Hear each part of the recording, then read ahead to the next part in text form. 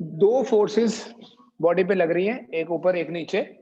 दोनों फोर्सेस का line of action जो है वो डिफरेंट है। Magnitude same, line of action different, but direction opposite. दोनों फोर्सेस की डायरेक्शन सेम नहीं है, एक ऊपर और एक नीचे। अगर डायरेक्शन सेम होगी, जैसे एक इधर लगाई या ऐसे देखो, एक ऊपर लगाई दूसरी भी ऊपर लगाई, इनका भी लाइन ऑफ एक्शन डिफरेंट है, बट डायरेक्शन सेम है। ये रोटेशन नहीं होगी। अगर ऐसे बॉडी है, दोनों फोर्स ऊपर लग रही है तो ऊपर जाएगी। सो टॉर्क प्रोड्यूस करने की क्या रिक्वायरमेंट है, सोचना। दो फोर्स, प्योर रोटेशन की बात कर रहा हूं मैं।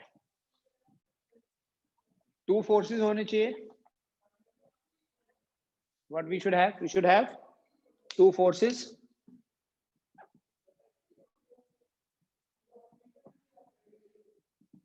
equal magnitude,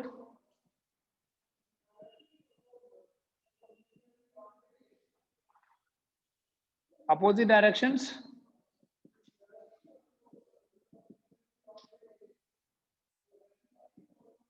two forces with equal magnitude, opposite directions, and different lines of action.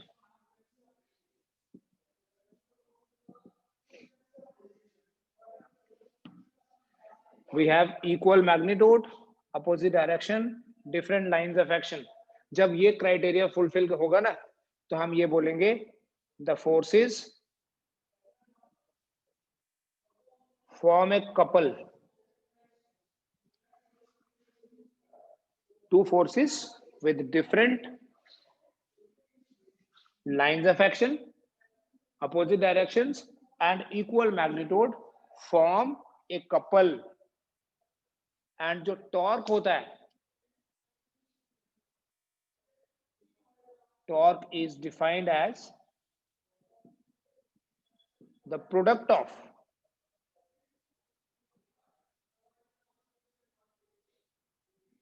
magnitude of either force, दोनों में से किसी भी फोर्स का magnitude, and perpendicular distance between the forces.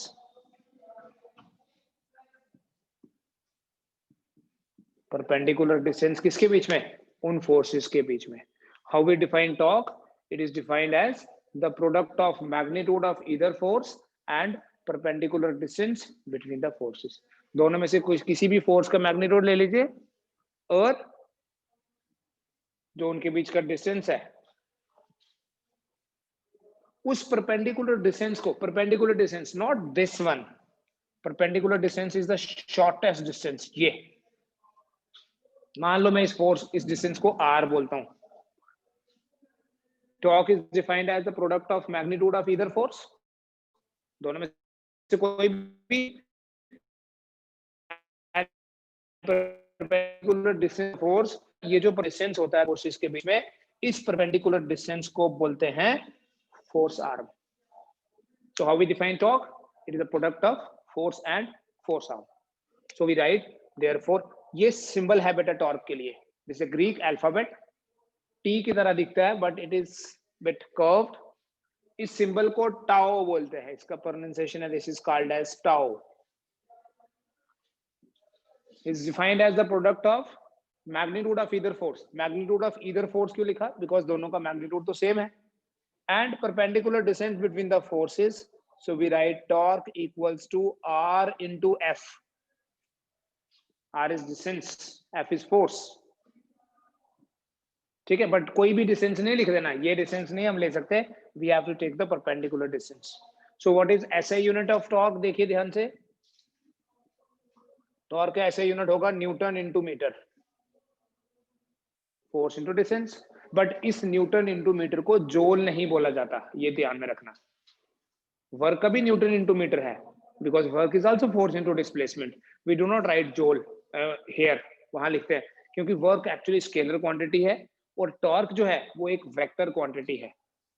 ठीक है, अगर आपको टॉर्क को वेक्टर फॉर्म में लिखना है, so it is written like this, it is an axial vector. ठीक है, हम इस पे भी आएंगे, आर क्रॉस एफ, दो वेक्टर्स का क्रॉस प्रोडक्ट हमेशा एक वेक्टर होता है। It is the cross product of r and F. ठीक है, ये सिंपल डिफिनेशन आ गई। Torque is the turning effect of force and is defined as the product of either force and perpendicular distance between the forces। दोनों में से किसी भी फोर्स को ले लीजिए और डिस्टेंस से मल्टीप्लाई कर लीजिए। कौन सा डिस्टेंस? दोनों फोर्सेस के बीच का परपेंडिकुलर डिस्टेंस।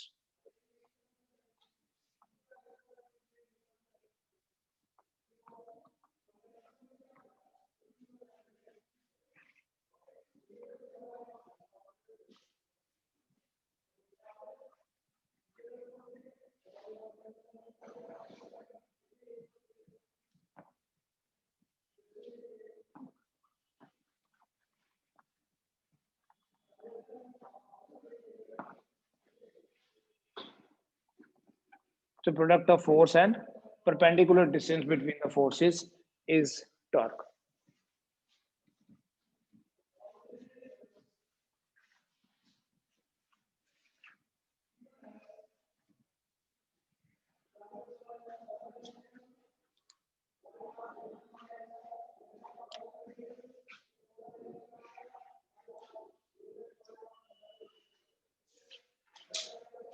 बेटा देखिए, अगर मैं एक्स वाई प्लेन ले लेता हूं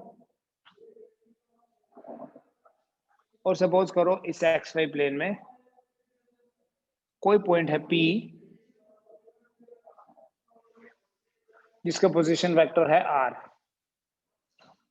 एंड इनफैक्ट मेरे पास यहाँ कोई ऑब्जेक्ट ही पड़ा हुआ है जिसकी टिप जो है वो पी के साथ और टेल जो है वो ओरिजिन के साथ कोइंसाइड कर रही है। एंड इस बॉडी पे, ये बॉडी ऐसे है, ओरिजिन को फिक्स कर लेता हूं मैं, the origin is fixed here, ऐसे I apply a force like this. तो ये अगर ओरिजिन फिक्स है तो क्या ये बॉडी यहां से मूव करके आगे जाएगी? कहीं नहीं। अगर मैं यहां से फोर्स अप्लाई करता हूं, let this force is F, तो इस बॉडी में रोटेशन प्रोड्यूस होगा, इस फोर्स के कारण टर्न होगा, एंड उसी टर्निंग इफेक्ट को टॉर्क बोलते हैं। That turning effect is called as torque.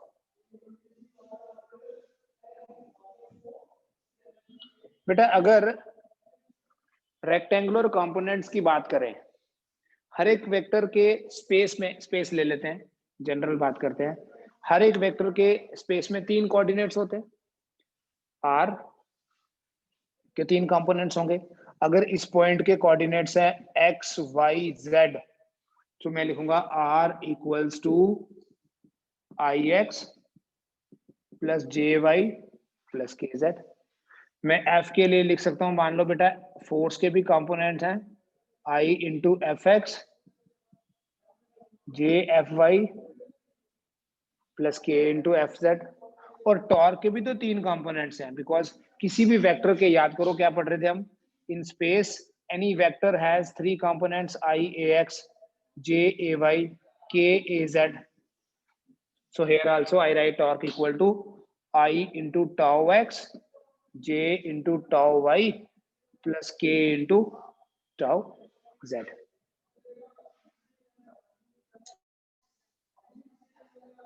So if I put these values here, आपको याद होगा हम क्रॉस प्रोडक्ट कैसे फाइंड करते थे। अगर मैं ये वैल्यूज यहां सब्स्टिट्यूट कर दूं, आई can right I into tau x j into tau y plus k into tau z equal to r cross f, है ना, I j k r cross f। कैसे करते थे याद है? पहले हम r के कंपोनेंट्स लिखेंगे x y z, फिर मैं लिखूंगा f x F y F z, ठीक। Then it will be equal to, याद है इसको कैसे हम इवेल्युएट करते हैं आगे? पहले मैं आई लिख लूंगा, फिर जिस रो में आई है वो रो भी छोड़ देंगे और जिस कॉलम में है वो भी छोड़ देंगे। I write y F z minus z F y, y F z minus z F y. फिर आगे, या मैं इधर लिखता हूं, i into y F z minus z F y minus j into ये भी छोड़ दूंगा, x f z minus z F x plus k into x F y minus y f x. ऐसे था। अब देखो इस तरफ मेरे पास सारी पॉजिटिव टर्म्स है ना, so I can write it as just to make the things simpler. दिख रहा है ना ये माइनस अंदर ले जाऊं यहां, so that I can write plus here. जब इस माइनस को यहां से यहां शिफ्ट करूंगा ये वाली टर्म नेगेटिव हो जाएगी और ये positive. So I write the positive term first, z F x minus F x z plus k into x F y minus y f x. So इतना करने के बाद क्या करोगे, आपके पास दोनों तरफ वेक्टर्स हैं, इधर टॉर्क और इधर r cross F. That is why आपको याद होगा क्रॉस प्रोडक्ट का एक और नाम हमने रखा था, cross product is also called as vector product. तो जब मैं वैल्यू सब्स्टिट्यूट करूंगा बेटा, देखो ये क्या बनता है फिर, आई का यहां क्या कोफिशिएंट है, टाउ एक्स, यहां आई का कोफिशिएंट क्या है, y F z minus z F y. यहां पर y का कंपोनेंट क्या है, टॉ y क्या है, j का component coefficient, it will be z F x minus F x z. Tau z क्या हुआ, x F y minus x.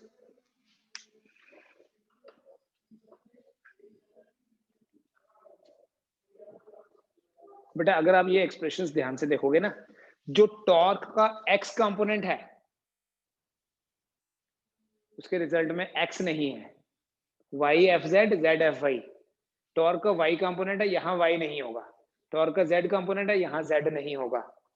मतलब किसी भी सिचुएशन में जो टॉर्क की डायरेक्शन है वो उस प्लेन में नहीं होगी, इट विल बी परपेंडिकुलर, क्योंकि z है, अगर ये x है तो ये y z है, तो x is perpendicular to y as well as z, y is perpendicular to z and x, z is perpendicular to x and y। तो इन एवरी केस जो टॉर्क की डायरेक्शन होगी वो r और f का जो प्लेन होगा उसके परपेंडिकुलर होगी। अगर हम ये खाली एक्स वाई ले रहे हैं प्लेन में, एक्स वाई प्लेन में ले रहे हैं कौन, आर और एफ, तो ये आ जाएगा, बट ये जेड एक्सिस आएगा। इसलिए हम जनरली लेते हैं ये अगर एक्स वाई प्लेन है तो टॉर्क की डायरेक्शन कैसी होगी, इसको राइट हैंड स्क्रू रूल बोलते हैं। आप किसी स्क्रू को क्लॉकवाइज घुमाओगे, it will go in, means it will go perpendicular to the orientation. Orientation board पे कर रहे हैं लेकिन it is going in, anti clockwise घुमाएंगे it will come out. So the direction of torque will be perpendicular to the plane of R and F. ऐसे vectors जिनकी direction perpendicular to the plane होती है, such vectors are called as axial vectors. So torque एक axial vector है। इसलिए ये सारी definitions ना सिर्फ वेक्टर्स में बता देंगे तो वहां समझ में नहीं आएगी। नाउ व्हेन यू अंडरस्टैंड कि रोटेशन का मतलब क्या है, तभी आप लिख पाओगे एक्सियल वेक्टर क्या होता है। एक ऐसा वेक्टर जिसकी direction perpendicular to the orientation हो, तो rotational vector is axial vector. जब रोटेशन की बात होगी तो एक्सियल वेक्टर आता है, perpendicular to the plane of rotation. Now let us understand the physical meaning. Torque is R cross F। मान लो बेटा, keep this diagram with you, मान लो कि R और F की जो डायरेक्शंस हैं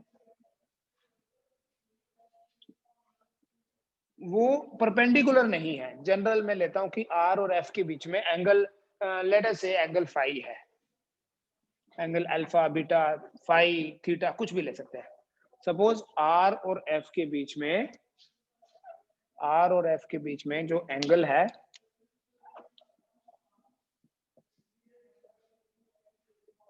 वो है से, चलो हम जनरल बात करें, थीटा ही ले लेते हैं, ये नहीं सॉरी R और F के बीच में लेना ना, तो R और F के बीच में यहां होगा। याद है ना हम वेक्टर्स में एंगल कैसे पता करते हैं, जिस भी पॉइंट पे एंगल देखना है, वेक्टर्स का टेल जो है दैट शुड मूव अवे। तो ये इधर जा रहा है, शुड मूव लाइक दिस, ये आर हो गया, ये एंगल है। अगर आर क्रॉस एफ आपको फाइंड करना है एंड यू नो कि आर और एफ के बीच में एंगल थीटा है या फाई है या कुछ भी नाम रखो, डोंट गेट कंफ्यूज कि नाम थीटा की जगह हम कुछ और नहीं ले सकते क्या? बिल्कुल ले सकते हैं, कुछ भी ले लीजिए। तो ए क्रॉस बी होता है, ए क्रॉस बी का मैग्नीट्यूड क्या होता है? याद है? ए क्रॉस बी का मैग्नीट्यूड जो है that is perpendicular to the plane of A and B. तो आर क्रॉस एफ का मैग्नीट्यूड क्या हुआ? आर एफ मैग्नीट्यूड होगा A B sine theta and direction जो है वो होगी perpendicular to the plane of A and B. तो मैग्नीट्यूड लिखा मैंने, ठीक है, आप इसको मॉड बना सकते हैं, सिंपली ऐसे लिख दीजिए r F sine theta. But इसकी डायरेक्शन कैसी होगी? डायरेक्शन ऑफ टॉर्क जो अभी आपको समझाया, direction of torque is perpendicular to the plane of r and F. Torque की डायरेक्शन उस प्लेन के परपेंडिकुलर होगी। किस प्लेन के? जो आर और एफ के प्लेन से।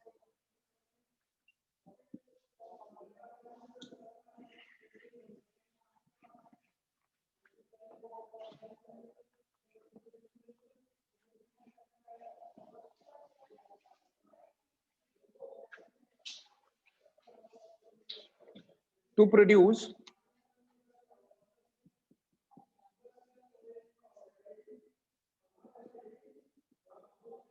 maximum torque, suppose we want to produce the maximum torque with a given force. To produce maximum torque with a given force, कोई फोर्स हमें दी हुई है, उस फोर्स के साथ हम मैक्सिमम टॉर्क प्रोड्यूस करना चाहते हैं। क्या होना चाहिए? Number 1, r should be maximum,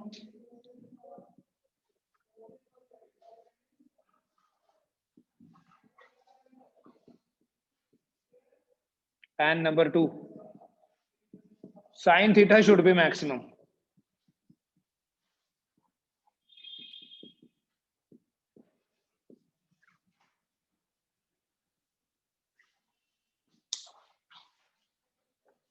sign theta की मैक्सिमम वैल्यू की, sine of any angle maximum value can be 1, sine theta 1, तो मतलब थीटा कितना? 90 डिग्री। आर मैक्सिमम होना चाहिए, साइन थीटा 1, थीटा 90 होना चाहिए।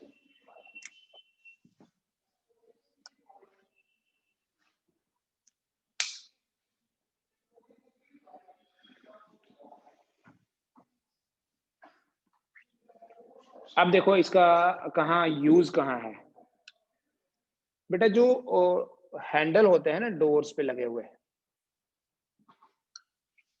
वो डोर को रोटेशन प्रोड्यूस करने के, डोर की रोटेशन प्रोड्यूस करने के लिए है।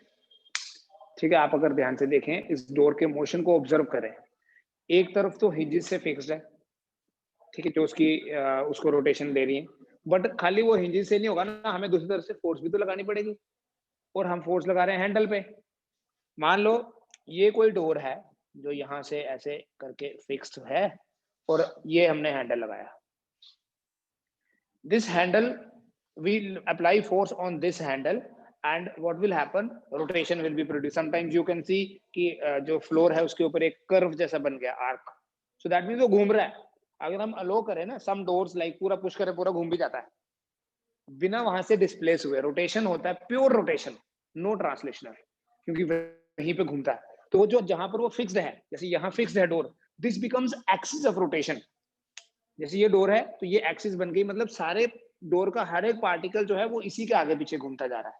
तो दिस इज प्योर रोटेशन, जिसमें एक एक्सिस भी होती है। So this is the axis and r maximum, मतलब हम जो हैंडल लगाते हैं ना, वो एज फार एज अपार्ट लगाते हैं, ताकि हम कम फोर्स लगा के रोटेशन। आप इमेजिन करो, अगर ये हैंडल यहाँ के बजाय यहाँ होता तो हमें ज्यादा एफर्ट करना पड़ता उस दरवाजे को खोलने के लिए या बंद करने के लिए. So we want to produce maximum torque, and for that we keep R maximum. And R maximum रखने के लिए हम हैंडल को दूर लगाते हैं. दूसरा, theta should be 90. Theta should be 90 मतलब जो फोर्स है वो परपेंडिकुलरली लगनी चाहिए. एंड ये भी वहीं पर देखो आप, जब हम किसी दरवाजे को खोल रहे हैं, बंद कर रहे हैं, हम परपेंडिकुलरली फोर्स लगाते हैं. बिकॉज अगर हम एंगुलर फोर्स लगाएं ऐसे करके या ऐसे करके, तो again we have to apply more force to produce maximum torque. R maximum होना चाहिए और थीटा जो है वो 90 होना चाहिए. मतलब फोर्स परपेंडिकुलर डायरेक्शन में लगानी चाहिए.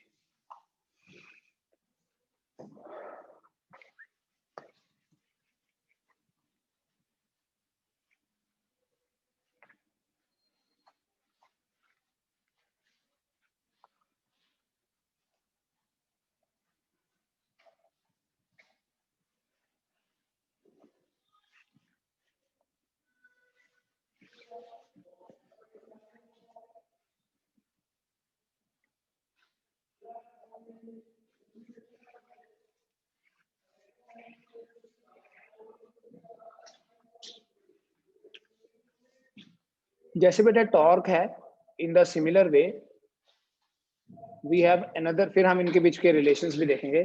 We have a quantity called as angular momentum.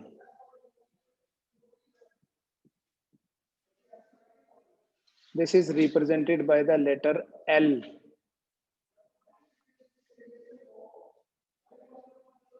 Vector होता है ये भी. बेसिकली जैसे टॉर्क जो है फोर्स का इक्विवेलेंट है ना, it is rotational equivalent of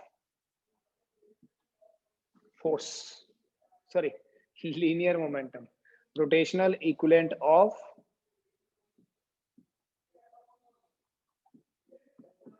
linear momentum.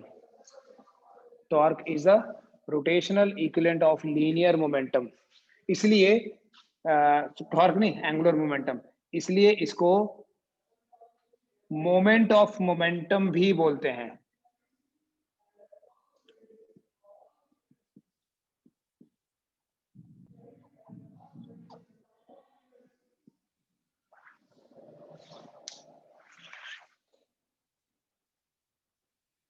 Moment of momentum. Again, we have the same diagram. XY plane में R vector, and here the direction of motion, direction of velocity या direction of momentum. Momentum is mass into velocity. तो momentum अगर mass into velocity होता है, तो बेटा momentum की वही direction होगी जो velocity की direction है. सो मोमेंट ऑफ मोमेंटम हम रिप्रेजेंट करते हैं L से और डिफाइन करते हैं as R cross P. Like force R cross F is torque, R cross P is L. और अगर मैं यहां पर भी एंगल थीटा ले लूं, तो L का जो मैग्नीट्यूड होगा वो होगा बेटा RP साइन थीटा. L का जो मैग्नीट्यूड होगा that will be equal to RP into sine theta. तो देखिए अगर थीटा की वैल्यू 90 डिग्री होती है तो L आपके पास बनेगा RP sine 90, and you know sine 90 is 1. इसलिए हम एंगुलर मोमेंटम का एक्सप्रेशन जो है most of the time chemistry में भी जब आप बोर्ड्स एटॉमिक मॉडल पढ़ते हैं, वी राइट MVR. वो एक्चुअली स्पेशल केस है. स्पेशल केस क्या है? थीटा 90 लिया हुआ है. MV कहां से आ गया? P is MV into R, so angular momentum is MV into R. तो अगर आपको इसका डायमेंशनल फॉर्मूला लिखना है, इसके यूनिट्स लिखने हैं, तो वो इसी एक्सप्रेशन के बेसिस पे M1 L2 T-1 आ गया डायमेंशनल फॉर्मूला. ठीक है, और M1 L2 T-1 हो गया डायमेंशनल फॉर्मूला. और ऐसा यूनिट क्या बनेगा इसका? kg मीटर स्क्वायर पर सेकेंड. Likewise, जैसे अभी हम टॉर्क के कंपोनेंट्स फाइंड कर रहे थे, आप मुझे Lx, Ly, Lz फाइंड करके दो, तो आपको टॉर्क की डायरेक्शन का भी फिर सेम लॉजिक मिल जाएगा। ठीक है, I into Lx, J into Ly, K into Lz, Ix plus Jy plus Kz, Ipx, Jpy, momentum है ना, momentum is a vector, so it will have three components, Ipx, Jpy plus Kpz। बनाओ अभी कि angular momentum भी एक axial vector है, क्योंकि अगर आप देखेंगे Lx में क्या आएगा, ypz माइनस zpy, मतलब उसमें x का कोई कंपोनेंट नहीं आने वाला है। So angular momentum as well as torque जो है, these are axial vectors, their direction is perpendicular to the plane. But angular momentum के बेटा इस एक्सप्रेशन से ज्यादा इंपॉर्टेंट ये वाला एक्सप्रेशन है जो हम लेटर ऑन यूज भी करेंगे। ठीक है, ये इंट्रोडक्शन हो गया एंगुलर मोमेंटम का। मोमेंट ऑफ मोमेंटम बोलते हैं, rotational equivalent of linear momentum बोल सकते हैं, या एंगुलर मोमेंटम बोलते हैं। बेसिकली देखो क्या है, सपोज करो इस डायग्राम को दूसरी फॉर्म में समझाता हूँ। सपोज करो ये एक्सिस है और कोई पार्टिकल यहाँ घूम रहा है, सर्कल में घूम रहा है, सिंगल पार्टिकल का मोमेंट ऑफ ये एंगुलर मोमेंटम कैसे डिफाइन करना है। इस पार्टिकल का कुछ ना कुछ मास होगा, इनहेरेंट प्रॉपर्टी है, मास तो हमेशा होता है। और अगर इस पार्टिकल की वेलोसिटी है v, ये जो डिस्टेंस है इसको r बोलते हैं यहाँ। एंड ध्यान से देखिए, ये जो डिस्टेंस है दिस इज रेडियस, और ये जो वेलोसिटी है ये टेंजेंशियल होती है। सर्कुलर मोशन में वेलोसिटी की direction is always along the tangent. ठीक है, और रेडियस और टेंजेंट आपस में परपेंडिकुलर है, इसलिए जब ये सर्कुलर मोशन हो रहा है ना किसी बॉडी का, जब किसी इलेक्ट्रॉन के मोशन की बात करते हैं अराउंड द न्यूक्लियस, तब हम एंगुलर मोमेंटम क्या लिखते हैं, mv, या ऐसे लिख दो, हमारा डेफिनेशन है क्या, r is equal to r cross p. तो आर पी साइन थीटा होता है ना, यहाँ हमेशा थीटा 90 रहेगा। इसलिए जब हम इस तरह के सर्कुलर मोशन की बात करेंगे, थीटा 90 होने की वजह से साइन 90 विल बिकम 1, और ये mv इंटू आर, तो mvr। इसमें ये चाहे आप ग्रेविटेशन की बात करोगे ना, ग्रेविटेशन में प्लेनेट का motion around the sun, L is equal to mvr, जिसके बेसिस पे हम क्या करते हैं, जिसके बेसिस पे हम पढ़ेंगे एरियल वेलोसिटी कांस्टेंट कैसे रहती है। ठीक है, L is equal to mvr, m क्या है, मास, v उसकी स्पीड है, और r उसका डिस्टेंस है, परपेंडिकुलर डिस्टेंस ये हुआ। ठीक है, फोर्स r हम बोलते थे जब हम फोर्स की बात करेंगे, यहाँ परपेंडिकुलर डिस्टेंस बोलेंगे। और टू बी मोर स्पेसिफिक आप इसको एक्सिस, ये जो एक्सिस है इस एक्सिस से डिस्टेंस बोल सकते हो। ठीक है, एंड पर्टिकुलरली अगर आपके पास ये सर्कल है, it is radius, otherwise it is distance. देखो सर्कल नहीं, अगर एलिप्स हुआ तो फिर ये चेंज होता है डिस्टेंस, तब हम इसको रेडियस नहीं बोलते, सेमी मेजर एक्सिस या माइनर एक्सिस, या सिंपली जनरली हम उसको डिस्टेंस ही बोलेंगे। तो L का फॉर्मूला ये याद रखना ज्यादा इंपॉर्टेंट है, L equals to mv into r। कल हम रोटेशनल मोशन के कुछ बेसिक एक्सप्रेशंस की बात करेंगे, जिसमें torque, angular momentum, angular velocity, moment of inertia, angular displacement सब इन्वॉल्व होगा। ठीक है, और दिस वीक हम वही पैरामीटर्स पढ़ेंगे अभी।